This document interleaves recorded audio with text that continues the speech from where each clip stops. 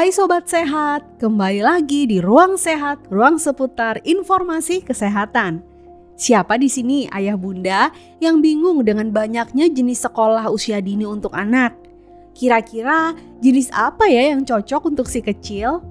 Atau mungkin ayah bunda masih mempertimbangkan apakah sekolah terlalu dini untuk anak itu baik? Cari jawabannya di Ruang Sehat hari ini.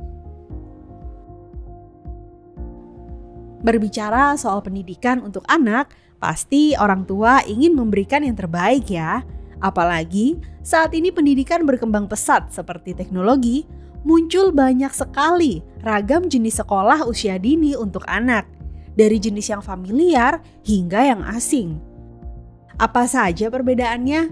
Ruang Sehat telah berhasil mengutip penjelasan yang dikumpulkan dari berbagai sumber. Simak sampai akhir ya. Montessori. Metode Montessori menekankan pada kebebasan dan aktivitas anak-anak sambil menerapkan gagasan pembelajaran langsung melalui latihan kelompok dan permainan. Metode Montessori menerapkan 5 prinsip utama, yaitu fokus pada pembelajaran langsung, belajar secara one-on-one lesson,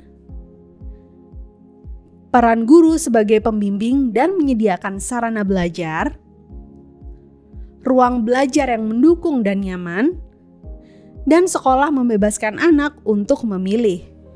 Sekolah Montessori melakukan pendekatan secara personal ke setiap anak dengan memperhatikan kekurangan dan kelebihannya. Oleh karena itu, sekolah ini baik untuk anak berkebutuhan khusus seperti anak yang memiliki masalah belajar atau attention deficit disorder. High Scope. Program High Scope dikembangkan berdasarkan kebutuhan anak untuk terlibat secara aktif dengan orang, benda, ide, maupun peristiwa di sekitarnya. Anak didorong untuk mengetahui ketertarikannya, sehingga mereka bebas memilih sendiri benda atau aktivitasnya. Pada sekolah High Scope, guru dilatih untuk mengajarkan anak membuat keputusan. Pendekatan ini diyakini akan membuat anak tumbuh dengan kemampuan akademik, sebaik kemampuan sosial, emosional, jasmani, dan kreativitas. Sekolah yang menggunakan metode High Scope baik untuk anak tipe kinestetik, karena cara belajarnya yang melibatkan anak secara aktif. Internasional. Sekolah internasional berbeda dengan sekolah berstandar internasional. Sekolah ini didirikan oleh lembaga asing atau dibawa oleh kedutaan besar asing. Sementara, sekolah berstandar internasional didirikan oleh lembaga nasional yang mengacu pada kurikulum internasional. Tujuan pengadaan sekolah internasional awalnya untuk mengakomodasi anak-anak dari negara asal sekolahnya untuk mengikuti pendidikan sesuai kurikulum di negaranya.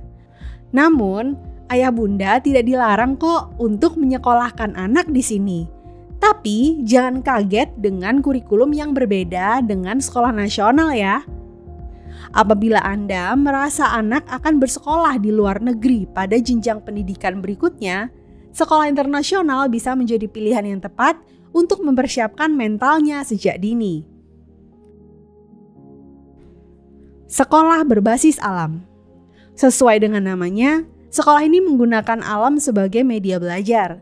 Anak akan lebih banyak belajar di luar ruangan untuk mengeksplorasi apapun yang ada di sekitar mereka.